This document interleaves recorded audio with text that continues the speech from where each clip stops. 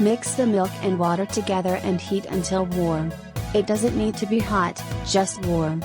Once warm, add sugar and yeast, and mix well. Place the flour in a bowl, create a well in the center like in the video, and pour the milk mixture into it. Add oil and salt, then knead. Add enough flour until the dough becomes smooth and uniform. Cover the dough and let it rest for 1 hour.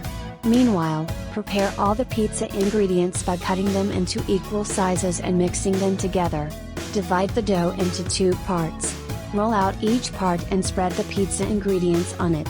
Roll it up and flatten it to a thickness of 1 finger width, pressing lightly with your hands. Prepare the second part of the dough in the same way.